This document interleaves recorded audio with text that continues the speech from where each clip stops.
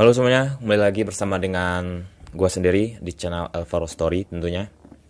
Jadi di video dokumenter kali ini gua akan menceritakan kasus yang cukup menarik di mana ada seorang gadis remaja yang bernama Joel Cullen yang masih berusia 18 tahun dan pastinya masih sangat muda.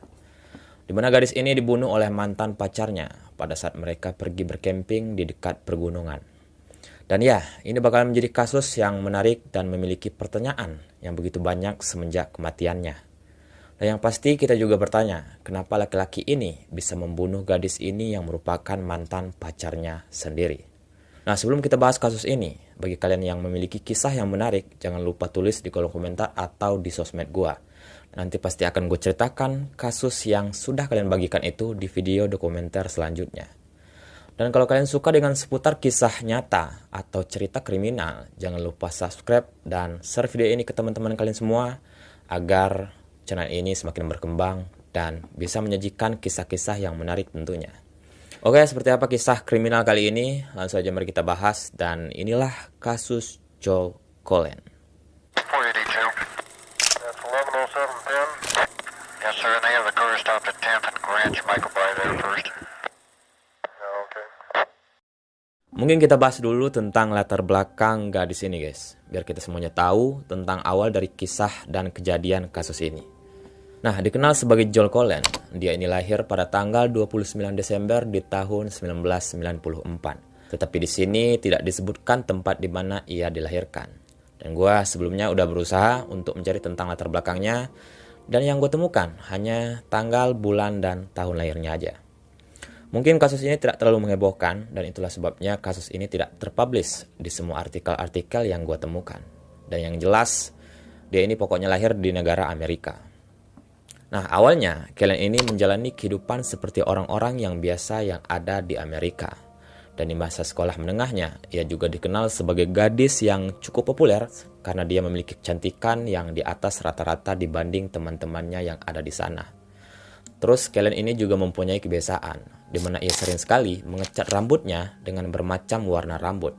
Dan di antara sekian banyak warna rambut, ia sangat suka dengan rambut berwarna merah muda dan ungu. Karena warna terang seperti ini sangat cocok untuknya, maka dari itu dia terlihat sangat cantik. Lalu singkat cerita, Cullen yang dikenal sebagai gadis yang cantik tentunya banyak laki-laki yang tertarik ingin memilikinya, terutama anak-anak yang ada di sekolahnya ini.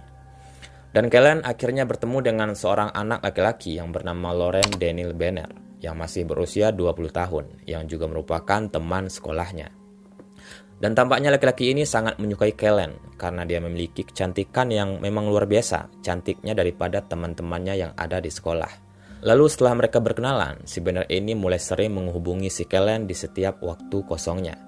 Dan di samping itu, Benner juga bermaksud untuk menjadikan si Cullen ini sebagai pacarnya. Dan di kesempatan lainnya, Benner juga terkadang sering mengajak si Cullen ini pergi berkencan selepas pulang sekolah.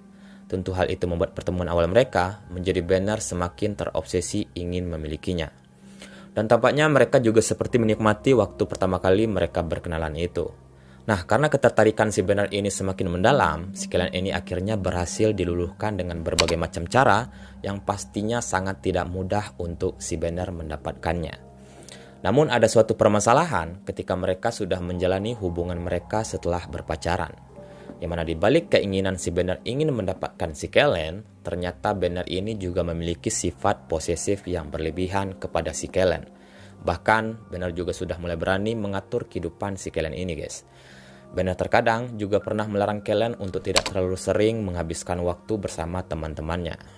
Karena hal itu akan membuat waktu mereka menjadi terbagi. Nah, ditambah lagi, si Benner ini juga cemburu kalau pacarnya sering menghabiskan waktu bersama dengan teman-temannya.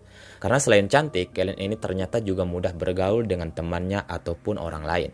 Ya bisa dibilang si Cullen ini cewek friendly yang memiliki banyak teman, guys. Nah, tetapi siapa yang menyangka bahwa larangan tersebut bisa membuat si Cullen ini bakalan ngikutin semua keinginan Benner. Dan malah sebaliknya, Cullen malah tidak begitu peduli dengan apa yang dikatakan si Benner ini. Dia juga tidak merasa nyaman dan sering bertengkar karena hal-hal yang sepele. Mungkin kalian sebagai cewek tentu akan merasakan hal yang sama dengan apa yang dirasakan si Cullen ini guys.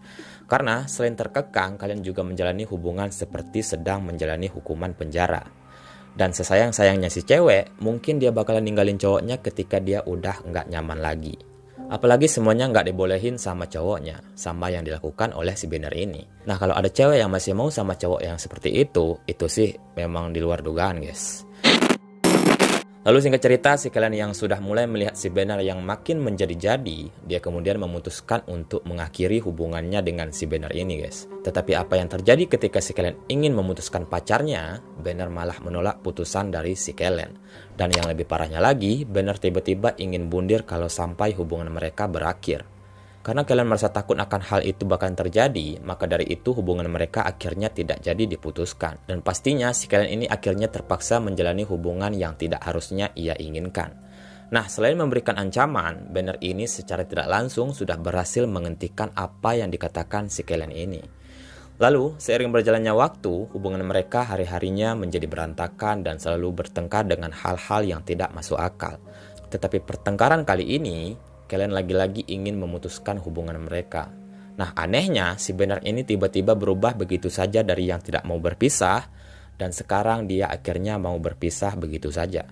Tentu setelah keputusan tersebut, Kellen akhirnya merasa bisa dengan tenang bisa lepas dari hubungan yang toksik ini. Karena Kellen sudah berhasil memutuskan hubungannya dengan Banner, tetapi keputusan tersebut membuat si Banner ini tiba-tiba ingin berniat jahat kepada si Kellen. Nah, beberapa bulan kemudian, Kellen lalu mulai berkenalan dengan laki-laki lain dan tentunya mereka akhirnya berpacaran. Karena dia dikenal sebagai gadis yang sangat cantik, tentunya untuk mencari pengganti dari Banner, dia pastinya tidak mendapatkan kesulitan untuk bertemu dengan pacar barunya. Namun di sisi lain, Banner yang tiba-tiba mendapatkan laporan dari temannya bahwa si Kellen ini sudah memiliki pacar baru sebagai gantinya, Banner mulai merasa kesal dan memiliki dendam kepada mantan pacarnya. Kemudian pada suatu kesempatan, Banner tiba-tiba menghubungi dan membujuk si Kellen ini untuk pergi berkemping dan mendaki gunung bersamanya. Dengan dalih bahwa mereka akan tetap berteman walaupun sudah menjadi mantan. Namun di samping itu, si Kellen ini benar-benar sama sekali tidak tahu apa yang sebenarnya yang direncanakan oleh si Banner ini, guys. Lalu akhirnya, Kellen kemudian setuju untuk mendaki bersama Banner sebagai perayaan pertemanan baik dari si Banner. Namun waktu itu juga Kellen juga berpikir ada yang aneh tentang si Banner, yang mana Banner yang dia kenal sebelumnya tidak sama dengan Banner yang sekarang. Jadi dengan hal itulah dia mulai berhati-hati untuk menjaga dirinya. Kellen juga menyempatkan waktu untuk memberitahu temannya melalui pesan singkat di teleponnya, bahwa dia berencana untuk berkemping bersama Banner di keesokan harinya. Nah, di pesan tersebut, Kellen mengatakan kalau seandainya ada yang terjadi kepadanya di hari tersebut, dia mengatakan kepada temannya bahwa dia sedang bersama Banner di hari itu. Nah, sekarang kita masuk ke cerita yang lebih menegangkan lagi nih, guys.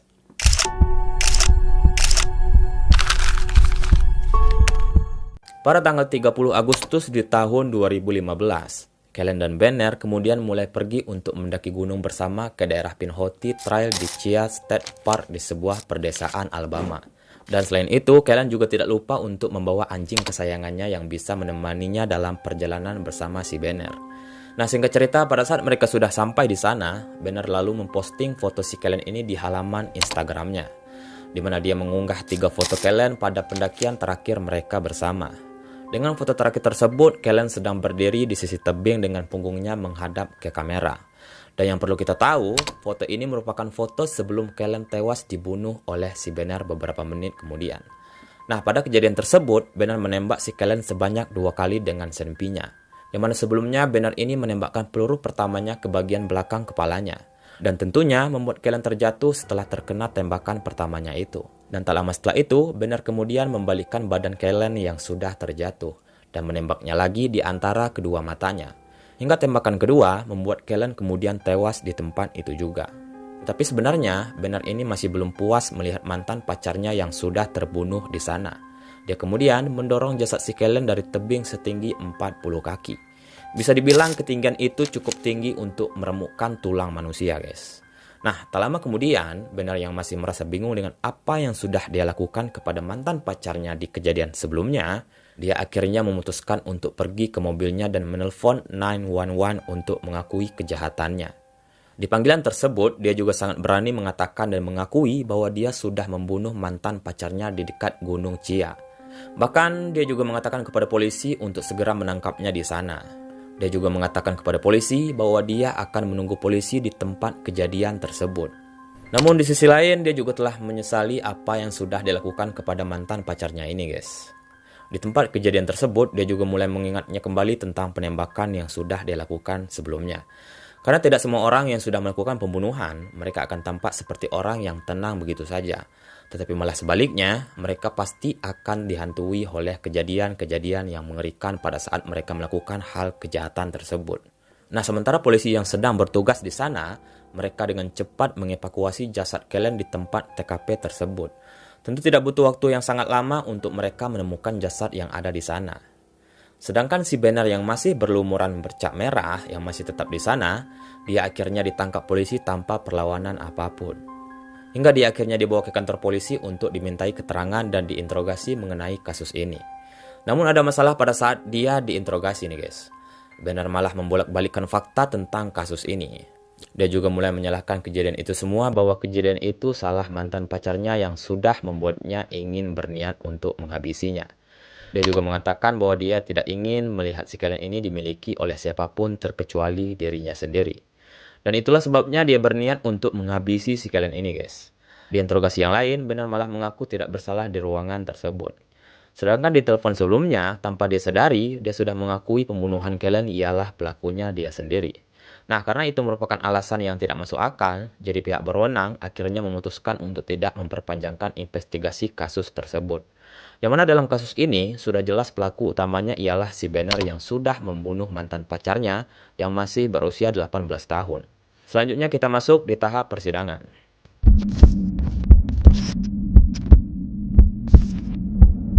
Dalam persidangan pada bulan November di tahun 2015, si Banner ini malah mengklaim bahwa dirinya dan Kellen mempunyai perjanjian semacam pembunuhan atau perjanjian bundir ketika mereka memutuskan berpisah. Tetapi hal tersebut hanyalah pengakuannya saja yang tidak ditanggapi oleh si Kellen ini guys. Yang mana pada sebelumnya, si Banner inilah yang pernah mengatakan sempat ingin melakukan bundir jika dia diputuskan oleh si Kellen ini. Maka itulah sebabnya Kellen tidak menanggapi ancaman tersebut, timbullah niat jahatnya si Banner ini. Sedangkan keluarga dan teman-teman si Kellen ini, mereka juga menjelaskan bahwa korban sebelumnya ingin sekali memiliki masa depan yang lebih baik dan tidak ingin mendalami hubungan percintaannya. Karena hal itu bisa membuatnya depresi dan itulah alasannya dia ingin mengakhiri hubungan dia dan Banner itu yang selalu menunjukkan sifat posesif kepadanya. Dan mungkin karena hal itu, ada kemungkinan besar bahwa si Banner ini membunuh Kellen ketika Kellen menolak ajakan untuk memperbaiki hubungan romantis mereka. Dan pada saat sidang lagi panas-panasnya, pengacara Banner ini tiba-tiba memberikan pendapat yang tidak masuk akal kepada pihak penuntut dan orang-orang yang ada di ruangan persidangan tersebut. Pengacara Banner ini mengatakan bahwa si Banner saat ini sedang mengidap penyakit sindrom autisme. Dan karena itulah, ia harus diberi status sebagai pelanggaran remaja yang tidak disengaja alias harap dimaklumin. Mengenai pendapat tersebut, tentu sangat tidak masuk akal bagi anak remaja yang tiba-tiba sudah membunuh mantan pacarnya. Dan kalau kita berpikir secara normal, orang autis mana yang masih bisa terobsesi ingin mendapatkan pasangan untuk dijadikan pacarnya? Sedangkan kondisi mental bagi orang yang mengidap penyakit ini, tentu sangat tidak mungkin mereka akan mengenal atau berkeinginan untuk memiliki pacar. Namun berdasarkan hukuman di Alabama, setiap orang yang terdakwa yang masih berusia di bawah 21 tahun, mereka dapat mengajukan status tersebut untuk meringankan hukuman mereka. Yang mana permohonan tersebut bisa menjamin keinginan mereka untuk menjalani hukuman mereka tidak lebih dari 3 tahun penjara atas kejahatan mereka. Dan yang anehnya lagi, status tersebut malah diberikan kepada si Lauren Banner itu guys. Nah, sedangkan ayah Kellen yang mendengar mengenai hukuman tersebut, tentunya dia tidak terima atas hukuman tersebut. Karena tidak terima begitu saja, dia kemudian memutuskan untuk menghubungi kantor berita ABC setempat untuk mengajukan petisi atas hukuman kasus tersebut. Dalam petisi yang diajukan oleh ayah Kellen ini, tentunya membuat semua orang dan media menjadi heboh tentang pengakuan hukuman dalam kasus ini. Dan akhirnya terpaksa membuat Banner dipanggil kembali ke pengadilan untuk melanjutkan persidangan kasus tersebut. Lalu pada bulan Desember di tahun yang sama, status Banner yang ditoleransi sebagai pelanggaran remaja akhirnya dicabut oleh pihak yang berwenang. Lalu pada tanggal 13 Juli di tahun 2017, Banner ini akhirnya mengaku bersalah atas pembunuhan Joel Cullen. Walaupun demikian, pengacaranya ini masih tetap meminta permohonan atas keringanan hukuman kepada pengadilan dengan menyerahkan berupa bukti tentang si Banner yang mengidap penyakit mental. Tetapi hal itu tidak menjadi pengaruh besar bagi hakim yang sedang melaksanakan persidangan di hari itu. Dan sebagai hasilnya, Banner kemudian dijatuhi hukuman sebagai pelaku yang tergolong dari kejahatan orang yang dewasa. Dan ditambah lagi, dia dijatuhi hukuman penjara selama 52 tahun selama sisa hidupnya. Walaupun Bernard akan memenuhi syarat untuk pembebasan bersyarat dalam waktu 15 tahun ke depan, ayah Kellan ini dengan ikhlasnya menerima keputusan hakim mengenai hukuman tersebut. Karena menurut ayah Kellan ini, hukuman itu sudah cukup baginya untuk dijalani oleh si Bernard yang akan mendekam di penjara. Nah, dari kasus yang gue ceritakan ini, harusnya kita pasti bisa menilai dengan baik dan bisa menyimpulkan bahwa apapun yang terjadi di masalah hidup kalian, jangan sesekali untuk berniat ingin menghabisi siapapun. Karena hal itu bisa merugikan kita maupun pihak korban yang mengalami kejadian tersebut. Nah, jadi buat anak yang masih remaja di luar sana, kalau hanya sekedar pacaran untuk menemani masa sekolah kalian itu sih nggak apa-apa. Asalkan kalian tahu batasnya sampai di mana hubungan itu berlanjut. Mungkin kasus dan cerita pada video kali ini cukup segitu aja. Dan jika ada yang salah dalam cerita di kasus ini, mohon maaf karena gue sepenuhnya hanya memberikan kisah nyata dan edukasi yang baik bagi orang yang bisa menerima dengan baik tentunya ya. Oke, sampai jumpa lagi di story selanjutnya.